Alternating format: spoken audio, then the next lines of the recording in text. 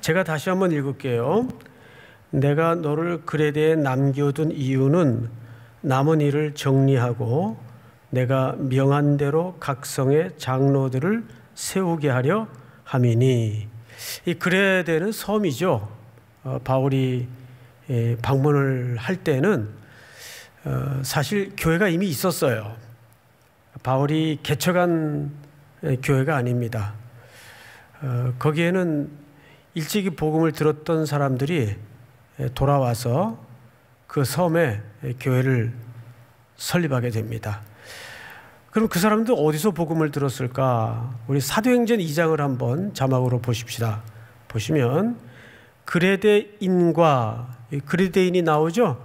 그레데인과 아라비아인들이라 우리가 다 우리의 각 언어로 하나님의 큰 일을 말함을 듣는도다 하고, 이것은 각 처와 각 사방에서 모여들었던 오순절을 정점으로 한 이방 지역에 살던 디아스포라들이 예루살렘으로 모여서 오순절날 마가의 다락방에 벌어졌던 그 놀라운 성령의 역사와 성령의 임재를 목도하게 된 겁니다. 이들이 섬으로 돌아와서 그 섬에다 교회를 설립하게 되죠. 자, 그런데 문제는 말씀을 목격하고 말씀을 들었던 자들이 돌아와 설립한 교회이다 보니까 사실 온전한 지도자도 부족했고, 또 사람을 세우는 데의 기간도 짧을 수밖에 없었고, 여러 가지 교회를 목회하기에는 어려운 점이 많았어요. 야, 이거 뭐 처음부터 어떻게 해야 될지 또 난감했을 수도 있고 말이죠. 게다가 이 그레데 섬은 워낙 그 척박한 풍토를 가지기로 유명한 섬입니다. 이 섬 사람들은 몇 가지 특징이 있는데 우리 1장 12절을 한번 볼까요? 그레데인 중에 어떤 선지자가 말하되, 그레데인들은 항상 어떤 사람이에요? 거짓말장이며 악한 짐승이며 배만 위하는 게으름뱅이라. 이것이 어떤 선지자가 일어나서 그것도 타 지역에 있는 선지자가 아니라 그레데인 중에 선지자가 일어나서 그 섬 사람들을 정의 내린 겁니다. 그런데 몇 가지로 소개했죠? 3가지. 거짓말쟁이, 악한 짐승, 자기 배만 위하는, 그러니까 탐욕스럽고 먹을 것만 위하는 게으름쟁이, 이렇게 묘사를 했단 말이에요. 근데 그런 토양의 섬에 교회는 어쩌다가 하나님의 은혜로 하나님의 섭리 속에 세워졌는데, 바울이 방문했을 때 보니까 이건 안 되겠더라고요. 이렇게 해가지고는 다음 세대고 뭐고 교회가 엉망진창이 되겠어요. 그래서 어떡하나 하다가 디도를 생각한 겁니다. 디도는 사실 바울에게 어떤 동역자인가 하면 이 참 유별나고 독특한 제자예요. 고린도후서 8장에 보면 디도를 이렇게 묘사했죠. 한번 볼까요? 자막으로, 디도로 말하면 나의 동료요, 너희를 위한 나의 동역자요, 우리 형제들로 말하면 여러 교회의 사자들이요 그리스도의 뭐예요? 영광이니라. 이게 사실 바울이 경험한 디도를 평가한 정의입니다. 성경에 이 정도로 평가된 인물이 과연 있을까요? 그렇게 많지 않을 것 같아요. 다시 한번요. 디도로 말하면 나의 동료요, 너희를 위한 나의 동역자요, 우리 형제들로 말하면 여러 교회의 사자들이요 그리스도의 영광이라 그랬어요. 여러분들은 이런 동역자가 있기를 기도하기 전에 내가 먼저 그런 동역자가 되기를 기도하세요. 그래야 되겠죠, 여러분? 우리가 좋은 배우자를 위해서는 기도하는데 사실 자신이 먼저 좋은 배우자로 준비되기를 기도하는 경우는 그렇게 많지 않았던 것 같아요. 뭐든지 내가 먼저 준비가 돼야 돼요. 야, 나도 참 누구인가 이런 동역자로 살아야 되겠다. 그래서 지난주 금요일 날에는 제가 오전에 우리 교회에서 개척해서 지금 각처에 수고하고 있는 동역자들을 오전에 줌으로 다 만났어요. 그래서 이 어려울 때 어떤 형편에 있나 하고 한 사람 한 사람 비록 비대면 상황으로지만 기도 제목을 묻고, 지난주 금요일 여러분 그 기도 제목 가지고 같이 기도하셨죠? 오늘 아침에는 오전 10시부터 우리 교회에 우리랑 같이 섬기다가 담임 목사님으로 나간 이 개척파와 담임 목회파가 또 사정이 틀려요. 그래서 이 개척파 목사님들은 또 주제가 공통적이니까 따로 만나고, 또 담임으로 나간 분들은 기성교회에 부임을 하니 고민이 또 비슷해요. 그래서 그 목사님들 오늘 아침엔 다 만났어요. 만나서 대화를 하다 보니까 참 우리 고단한 인생의 얘기가 그 안에 다 있더라고요. 참 힘들게 목회를 해요. 벌써 고소고발도 당해보고 또 별별 일들, 부득이 또 징계도 해보고, 그러면서 참 목사님 목회를 어떻게 하셨는지 아직도 실감이 안 나요. 그런 고백도 하더라고요. 우리는 비록 한 공동체에서 서로 섬기다가 이제는 각각의 현장을 맡아서 수고를 하지만 누구로 기억해야 됩니까? 여러분들, 동역자로. 우리는 동역자로 기억을 해야 돼요. 그러면서 목사님 3일교회에 있을 때가 참 너무너무 그 모교의 그 은혜가 커요. 비록 빈말일지라도 빈말은 아니겠죠. 그렇게 참 귀한 고백들을 하시는 걸 들어봤어요. 오늘 여러분 기도할 때에도 기도 한 자락이라도 우리와 함께 섬기다가 또 이제 각자의 목양터로 떠난 그런 복음의 동지들을 위해서 꼭 기도해 주셨으면 좋겠어요. 이게 바울에게 디도는 특별한 제자였습니다. 또 하나 특징이 뭐냐면 이 정도로 평가할 때는 그 정도 실증적인 경험이 있었기에 이렇게 그리스도의 영광이라고까지 평가할 거 아니겠어요? 이런 일관성이 있어요. 바울이 목회를 하다가 이 사람 도움도 받고 저 사람 도움도 받고, 목회라는 게, 선교라는 게 혼자 하는 거 아니잖아요. 여러분들의 도움을 받아요. 어떤 분은 거처를 제공하는 분도 있고, 어떤 분들은 물질로 또 도와주는 분도 있고, 그러니까 선교가 되고 교회가 되는 거 아니겠어요? 그런데 디도는 다른 때는 등장을 안 해요. 근데 꼭 사도 바울이 이건 참 아무나 맡길 수 없다. 이거는 아무나 맡겨서는 안 되는 현장이고 안 되는 일인데 누굴 맡기나. 그러면 바울의 이 기억의 창고 속에 항상 떠오르는 별빛 같은 인물이 하나 걸려 올라오는데 그게 누구냐면 디도예요. 티투스라고 하죠. 근데 그 이름 뜻이 재밌어요. 충성하다.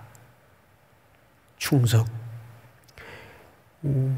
사실 뭐 개인적인 그 일이라서 여러분 설교 시간에 가끔 들었을 하실지도 모르겠지만 저는 제 인생의 모토가 끝까지 충성이라는 모토예요. 우리가 충성을 결심도 하기 쉽고 시작도 하기 쉬운데 진짜 어려운 게 마지막까지 충성하는 거예요. 그건 하나님의 은혜 없이는 안 되는 거예요. 내가 마지막까지 해야지 그 의지나 결심으로 안 되더라고요. 그건 정말 하나님께서 은혜로 묶어주고 붙들어줘야 이루어질 수 있는 꿈 같은 헌신이에요. 디도는 바울에게 적어도 하나님의 동역자로서 그런 인물이에요. 바울이 늘 힘들 때면 머릿속에 기억되는 인물이 이 디도한테 맡겨야 되겠다.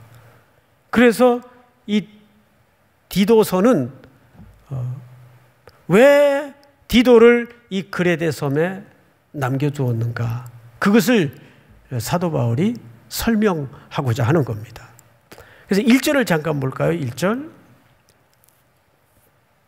하나님의 종이요 예수 그리스도의 사도인 나 바울이 사도된 것은 하나님이 택하신 자들의 믿음과 경건함에 속한 진리의 지식과, 말이 좀 복잡하게 되어 있는데 이걸 한 3단계로 좀 풀어서 설명을 드리겠습니다.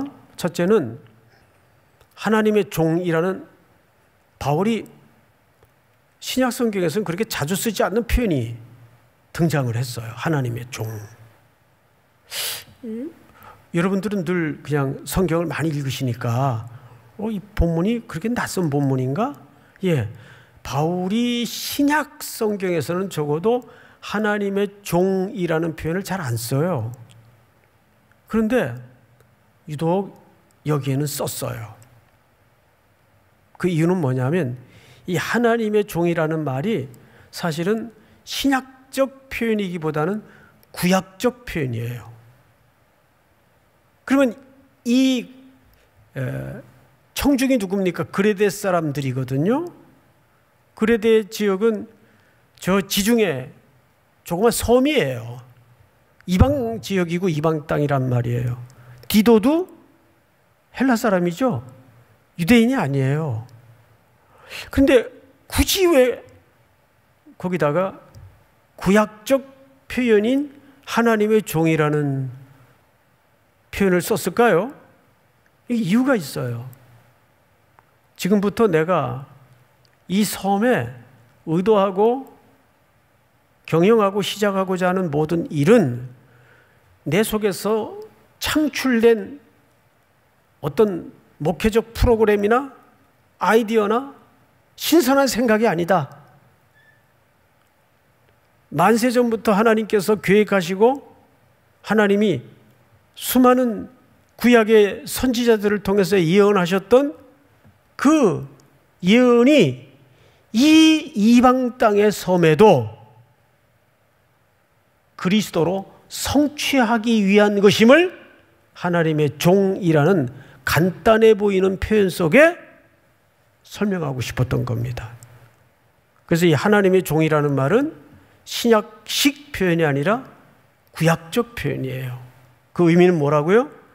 이 조그만 섬의 교회 하나마저도 그저 어쩌다가 만나진 교회도 아니고 어쩌다가 바울이 목회 지역으로 떠맡은 교회가 아니라 구약에서부터 하나님의 경륜 속에 그리스도를 통해 성취하기를 약속했던 그 약속의 땅이 이제 그리스도로 성취될 것이고 완성될 것이다. 그 얘기를 이렇게 하는 거예요. 그러니까 우리가 하나님의 주권이라는 시각에서 우리의 삶을 조망하기 시작하면 어느 것 하나 무심히 흘려버리거나 가볍고 경홀히 여길 일이 하나도 없어요. 믿으십니까? 그것은 일이든 사람이든 마찬가지예요.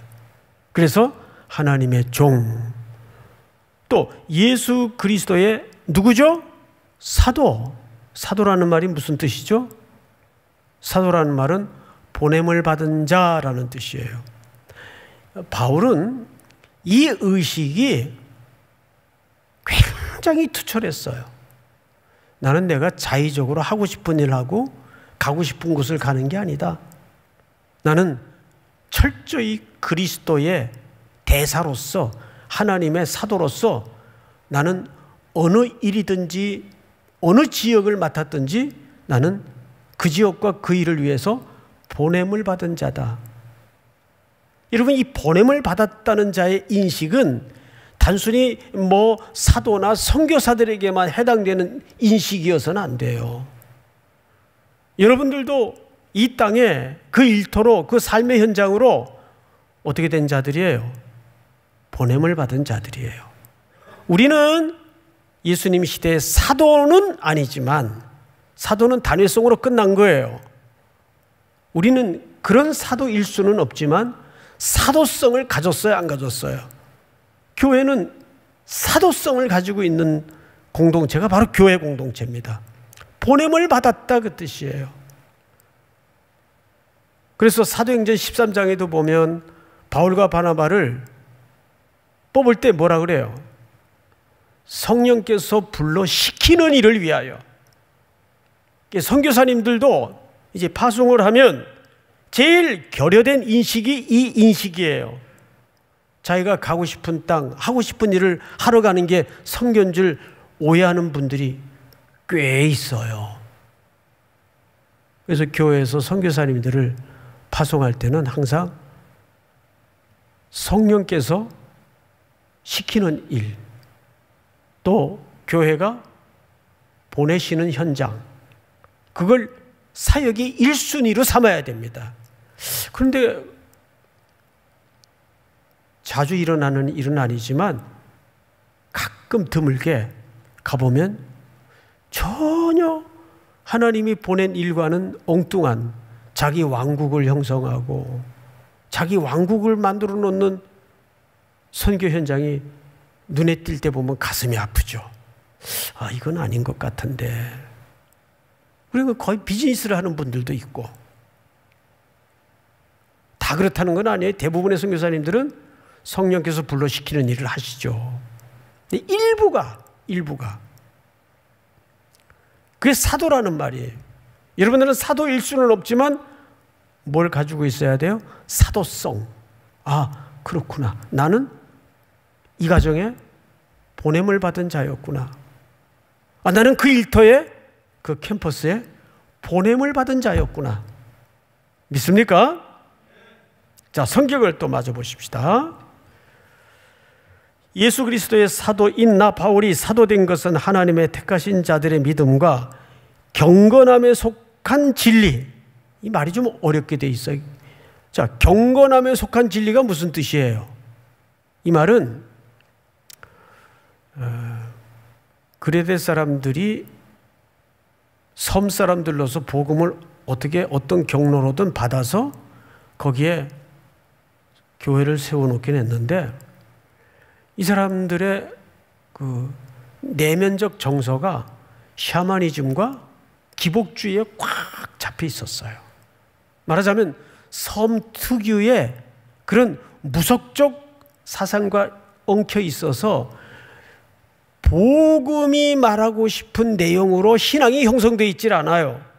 그러니까 이 사람들은 어떤 형성인가 하면 이것이 나한테 이익이 되냐 손해가 되냐로 모든 삶과 세상을 바라보는 프레임을 갖고 있습니다. 이것이 그레데 사람들이에요. 이게 나한테 이익이 되냐 손해가 되냐, 복음도 그런 식으로 받아들인 겁니다. 지중해 지역에 많은 섬들이 있지만 그 중에서도 이 그레데 섬 사람들은 가장 자기 확장성이 뛰어나고 시장성이 발달된 뇌를 가진 인물들이에요. 그러면 듣다가 오늘 다음 세대를 위한 기도회인데 조금 장로를 뽑는 본문을 택하지 않나? 섬 얘기를 자꾸 하냐? 저는 우리 아이들이 이런 그레데 섬 같은 고립된 환경에 섬에 갇힌 존재처럼 느껴져요. 아, 우리 아이들이 정말 이 그레데 섬 같은 탐욕스러운 섬에 거짓말이 가득한 섬에 자기 배만 위하는, 자기 꿈이 임대업자라는데 말 다 했죠. 그리고 어른들의 영향을 받아서 뭐 전거지 월거지, 지난주 제가 잠깐 1, 2부 때인가 말씀을 드렸죠. 그게 누가 바로 쫓아와가지고 그 해당되는 분들이 들으면 그 기분 나쁠 얘기니까 하지 말라고.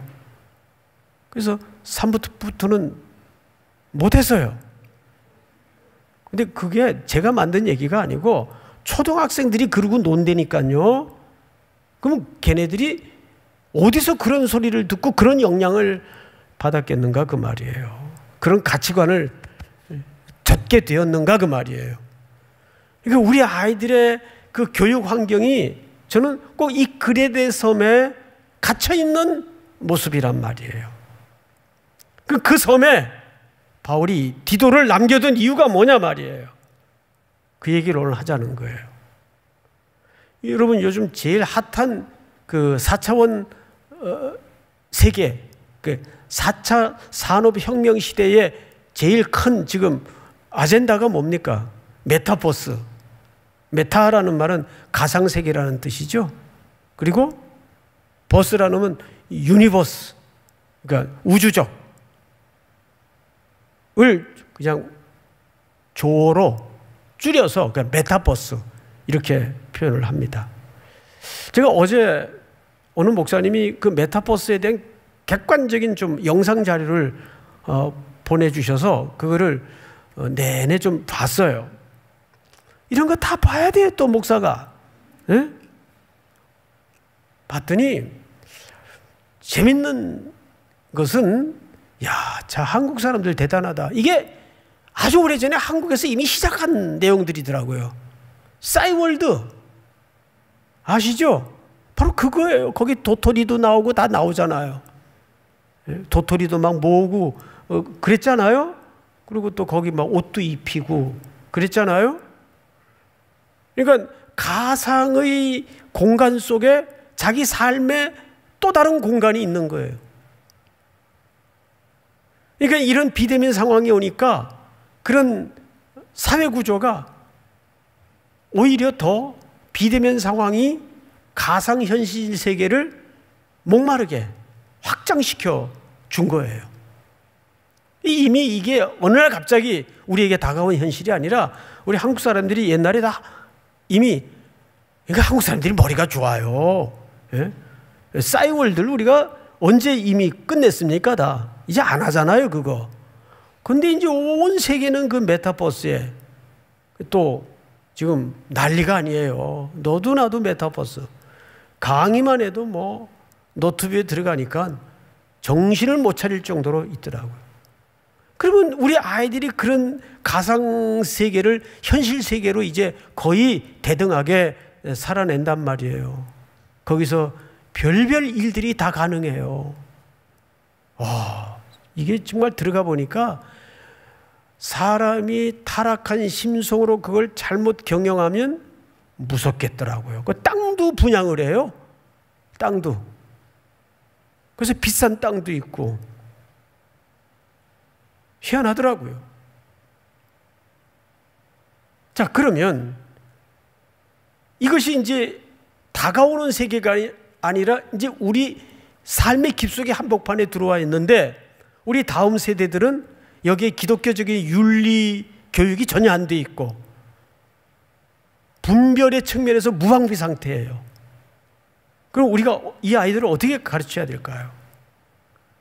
그것은 결국 교회, 학교에 몫으로 고스란히 남게 되는데 그 교회, 학교는 과연 그런 실질적인 현실 앞에 어떻게 준비되어 있는가? 뭘 준비해야 되는가에 대해서 지금 굉장히 당혹스러운 상황입니다. 이건 부모 세대들의 문제이기도 하면서 우리 다음 세대들 본인들의 또 문제이기도 하잖아요. 바울은 두 가지를 얘기해요. 5절을 잘 보세요. 내가 너를 그레데 섬에 남겨둔 이유는, 이게 사실 디도서 그 키입니다. 키. 이 9절이. 내가 너를 그레데에 남겨둔 이유는 남은 일을 어떻게 하고? 정리하고. 그래서 정리하고. 여러분, 여기 정리하다 라는 말은 뭐 어질러진 거 이렇게 바로 이제 제자리에 놓고, 뭐 물론 그런 것도 정리겠지만, 여기 사도 바울이 말한 남은 일을 정리하고 라는 말은 구부러진 것을 바로 펴다, 바로 잡다. 그 일을 위해서. 지금 그레데 섬에 떨어진 복음은 그냥 나치 시대에 나치 기독교가 따로 있었듯이 자기들 복음이에요. 성경이 말하는, 그리스도가 말하는 복음이 아니에요. 그 일을 누구로 하여금 바로잡겠다는 얘기예요. 디도로 하여금 그 일을 바로잡기 위해서. 그러면 그 섬에 사람이 얼만데, 그 바울이 그 섬에 남겨둔 디도 혼자서, 디도가 아무리 충성스럽다고 해도 그 어떻게 잡아요? 우리 삼일교회를 그럼 바로잡으려면 송태곤 혼자 할 수 있어요? 불가능하죠. 그럼 어떻게 해야 될까요? 그래서 두 번째로 감당해야 될 일이 뭐냐면 사람을 키우는 거예요. 그래서 오늘 디도서에 보면 전부 일꾼들을 어떻게 세워야 되냐의 문제를 쭉 이후로부터 설명하지 않습니까? 앞으로 한국교회의 교회학교의 사활은 저는 교육자에게 있다고 보지 않아요. 교사입니다. 어떤 잘 훈련되고 준비된 교사들이 교회에 세워지느냐. 근데 여기 잘 보시면 이렇게 소개를 하고 있어요. 어떻게 세워야 되느냐. 남은 일을 정리하고 내가 명한 대로 각성의 장로들을 세우게 하려 함이니. 그래서 제가 이 헬라어 원문을 좀 찾아봤더니 이 문법적으로 정확히 워딩이 이렇습니다. 이 얘기가 아니에요. 그러니까 내가 명한 대로, 디도야, 내가 명한 대로 일꾼을 세워야 된다. 일꾼을 세우는데 강조점을 둔 게 아니에요. 문법적으로. 내가 명한 대로라는 말은 내가 명한 대로 일꾼을 세워라 그 말이 아니고 내가 명한 기준대로 일꾼을 세워라 그 말이에요. 세 사람이 이해를 아직 못했어요. 다시요. 한 번만 더 강조를 할게요. 내가 명한 대로 일꾼을 세우라는 말은 내가 부탁한 대로 일꾼을 세워야 된다 그 말이 아니에요. 내가 명령한 기준대로 일꾼을 세워야 된다 그 말이에요. 얼핏 들으면 그 말이나 비슷할 것 같아요. 이건 다른 얘기예요. 일꾼 세우는 게 중요한 게 아니라 그 말이에요. 그럼 뭐가 중요해요? 바울이 성경의 가치대로 명령한 대로 그 기준에 맞추어서 일꾼을 세우라 그 말이에요. 그러려면 교사의 직분은, 또 교회의 직분자들은 일을 하는 사람이 아니에요. 교회의 직분을 맡기면 일하는 줄 알아요. 아니에요. 교회의 직분은 일을 하는 게 아니라 사람을 세우는 게 교회 직분자들의 일이에요. 사람이 목적이지 일 자체가 목적이 아니란 말이에요. 그 사람을 세우기 위해서 일도 하는 거예요. 믿습니까? 사람이 중요한 거예요. 까짓 그 일 좀 더디대고 서로 하다가 안 되고 하다가 중단되면 어때요? 그럼 또 하면 되는 거지. 시간 내서. 근데 사람을 놓치게 되면 그건 교회의 가치를 놓치는 겁니다. 그래서 그 유명한 이영표 그 해설가가 월드컵 중계를 할 때 유명한 말을 했잖아요. 월드컵이라는 자리는 실험을 하는 자리가 아니라 증명을 하는 자리라 그랬어요. 제가 그때 막 받아 적었어요. 그런데 그 후에 이 말이 명언이 돼서 돌아다니더라고요. 너도 나도 이 똑같은 얘기를 해요. 이게 사람 듣는 귀는 다 비슷해요. 특별히 교사나 목회자들은 실험을 하는 자리가 아니에요. 거긴 책임을 지는 자리고 한 영혼의 생명이 걸린 자리예요. 믿습니까? 그건 책임을 지는 자리예요. 그래서 저는 평생 총회 쪽에 무슨 일을 맡아본 적이 없다가 이제 최근에 하도 뭐 총회 교육에 좀 궁시렁거리고 잔소리를 하니까 그 전 총회장님이 그럼 네가 한번 해봐라. 그래가지고 총회 교육개발원 원장 자리를 떠맡게 됐어요. 그러니까 속을 들여다보니까 함부로 할 얘기가 아니더라고요. 열악한 재정에 그러니까 사람이 자꾸 바뀌어요. 안정되질 않으니까 사람이 자꾸 바뀔 수밖에 없고 구조적으로 연구원들이 진득히 좀 자리를 붙들고 앉아서 이 기독교 교육이라는 것은 좀 장기적인 안목을 가지고 지속성과 일관성이 있어야 되는데 자꾸 대우도 열악하고 그들도 삶이 있고 생활이 있는데 그러니까 안 되는 거예요. 그래서 어쨌든 조금씩이라도 이제 이런 현실적인 문제를 좀 개선하면서 이분들이 충분히 장기적인 안목을 가지고 기독교 교육에 대한 컨텐츠를 성실히 만들어낼 수 있도록 도와주는 게 교회의 역할이에요, 사실은. 그러니까 함부로 뭐 교재가 이러니 왜 저러니 이게 뭘 잘 몰랐을 때 교만 떠느라고 한 짓이었더라고요. 그들은 또 나름대로 얼마나 애쓰고 수고했는지 알 수가 없어요. 그래서 지금 교재 개발은 어느 정도 지금 이제 본 궤도로 들어섰는데 제가 우리 교단적으로뿐만 아니라 한국교회에 아직 없는 게 하나 있어요. 그게 뭐냐면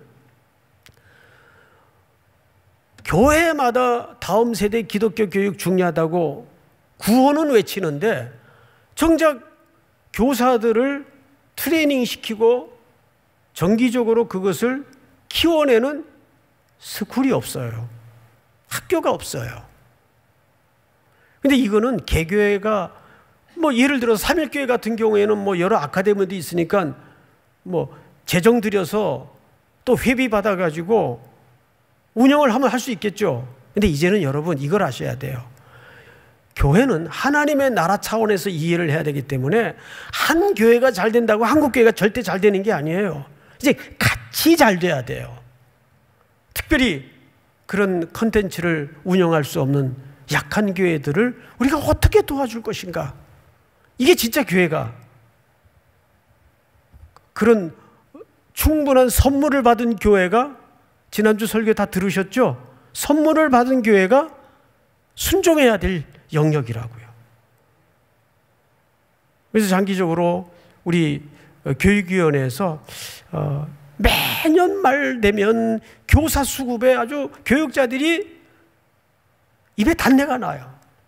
왜냐하면 이 교회학교 교사라는 것은 이게 무슨 월급이 나오는 것도 아니고 눈치 봐야 되고 그 모처럼 쉬는 날 또 시간 투자해야 되고 그 준비하려면 또 노력해야 되고 게다가 뭐 잘못되면 또 전사님이나 목사님들한테 또 눈총이나 받고 이게 3D 직종 중에 하나예요. 교회 그 여러 직종이 있지만 그래서 누구나 이제 기피해요. 사실은. 그래서 아주 교사 한 분을 이제 뭐 교회 들어온 지 뭐 2달, 3달 되는 그 사람도 아쉬운 지금 상황이 됐다고요. 근데 여러분, 교회 직분 중에 지미 카터 대통령은 그 대통령 하면서도 가장 영광스러운 직분을 주일학교 반사였어요. 주일학교 반사. 이제는 부모가 이 모니터를 보고 계시는 부모님들이 이제는 직접 교사를 해야 됩니다. 이제 코로나 시대 때문에 이 교회 교육의 중심 주체가 이제는 어쩔 수 없이 바뀔 수밖에 없어요. 과거에는 애들 데리고 와서 교육관에다 맡겨놓으면 한 2시간 손 털고 편하게 자기는 예배 드리면 돼요. 근데 이제는 못 온단 말이에요. 아이들이. 교회 학교가 제일 직격탄을 맞은 거 아니에요. 어떻게 해야 되겠어요? 어느 날 갑자기 애들이 학교도 안 가, 교회도 못 가. 고스란히 부모가 떠맡아야 되는데 이 애들을 뭐 어떻게 공과 공부를 뭘로 시키는지 어떻게 시키는지 가정 예배를 어느 날 드려야 되는데 어떻게 해야 될지 당황하기 시작한 거예요. 그래서 부랴부랴인지 또 교회 학교에서는 그들에게 방법을 가르쳐드리고 콘텐츠를 보내드리고 이제 억지로 이제 유지해 나가고 있는데 이게 한두 달 해서 끝낼 일이 아니잖아요. 근데 가만히 보니까 성경 어디에도 아이들의 자녀 교육은 교회 학교가 맡을지니라. 신명기 몇 장 몇 절이 있어요? 없어요. 그런 거. 전부 부모에게 아이들의 신앙교육을 부탁했지 교회 학교라는 것은 원래 교회 안에 있던 조직이 아니에요. 교회 학교라는 것은 영국의 산업혁명 시기에 부모들이 전부 그 기계 앞에 앉아서 맞벌이 부부에 들어가니까 아이들은 가정에서 거리에서 방치된 거죠. 그걸 어느 분이 주소모하다가 얘들이 이러고 있다간 인성이 황폐하고 거리에 정말 불황아밖에 안 되겠다 싶어가지고 그분이 그냥 처음에는 자기 집에서 가르치다가 그것도 무슨 성경을 가르치는 게 아니라 공교육에서 가르치는 것들을 가르치기 시작했어요. 그러다가 이 애들이 점점 불어나니까 어느 교회에 부탁을 했는데 그게 교회 학교의 시효입니다. 그래서 교회가 가정에서 방치된 아이들을 떠맡기 시작한 이 사회구조의 변화가 교회 학교의 시작이에요. 그러니까 어떤 의미에서는 신앙교육의 주체는 어디여야 합니까? 가정이어야 맞는 거예요. 이 팬데믹 상황이 우리로 하여금 신앙교육의 본질을 보게 했어요. 지금이 맞는 거예요. 근데 문제는 어떡하죠? 여기 사각지대가 있어요. 그나마 부모들이 신앙교육을 할 수 있는 부모들이 있는 가정은 괜찮아요. 그나마 현상주의를 할 수 있는데 부모들이 교회 안 나오는 아이들 그대로 고스란히 방치되는 거죠. 이제 거기에 대한 문제. 또 하나는 부모들이 어떤 콘텐츠를 가지고 어떤 방법으로 아이들을 지도해야 되느냐라는 이 소프트웨어와 하드웨어 문제를 교회가 해결을 해줘야 돼요. 이제는 교회의 역할이 제한될 수밖에 없고 달라질 수밖에 없고 가정의 역할도 이제는 무한대의 영역으로 확장되고 달라질 수밖에 없어요. 그래서 모든 부모들이 이제는 교사라는 그런 긍지를 가지고 그런 각오를 가지고 다음 세대에 대해서 준비되지 않으면 그야말로 다음 세대는 지리멸멸을 하게 됩니다. 꼭 기억하셔야 돼요. 오늘 우리는 이 일을 위해서 기도할 텐데 현실적으로 한국교회는 우리 삼일교회만 해도 어린아이들이 많은 편 아니에요? 지금 30대, 40대들이 결혼해서 아이를 그렇게 옛날처럼 순풍순풍 낳느냐? 이제 그것도 아니에요.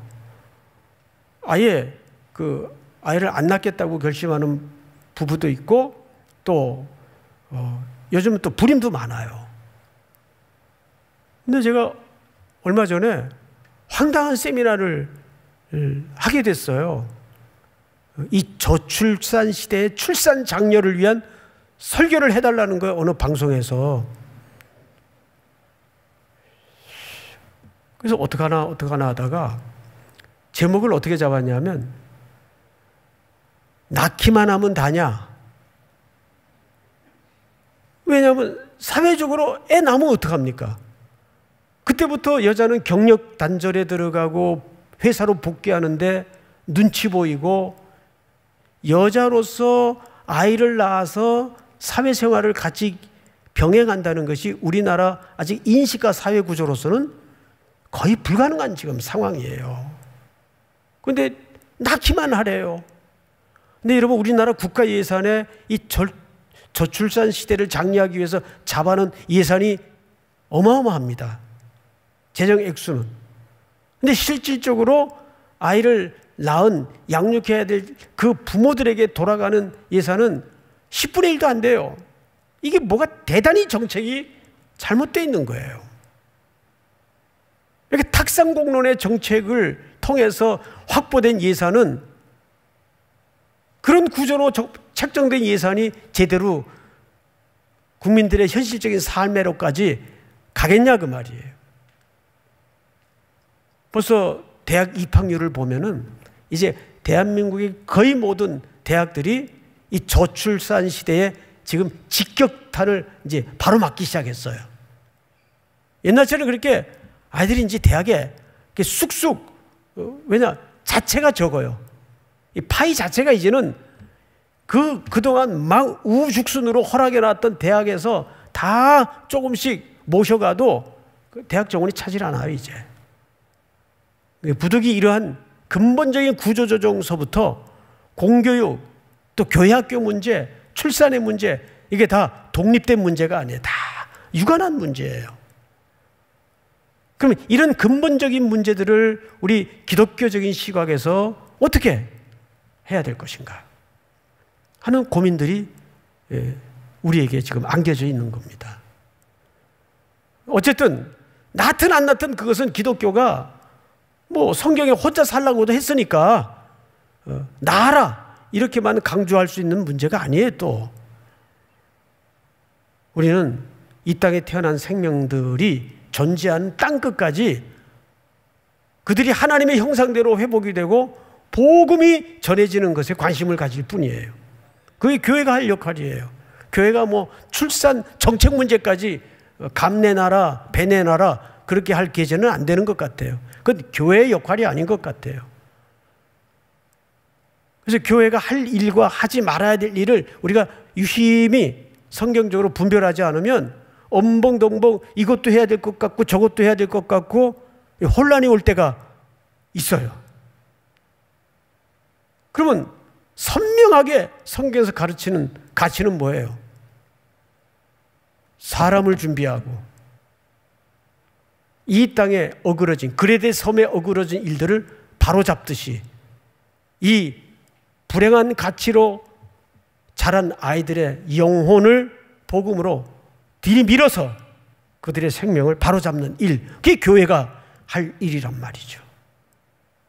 그레데 섬이라는 이 고립된 섬에 사람들을 위해서 디도를 남겨둔 두 가지 이유입니다. 오늘 이 말씀 붙잡고 우리 모든 삼일교회뿐만 아니라 이 말씀을 청취하는 모든 온라인상의 성도 여러분, 다음 세대를 위해서 대한민국 모든 교회가 모든 것을 헌신하고 투자할 수 있는 그런 결단의 시간이 되었으면 좋겠습니다. 우리 찬양 하나 하십시다. 우리 오늘 눈물로 한 알의 씨앗을 심는다.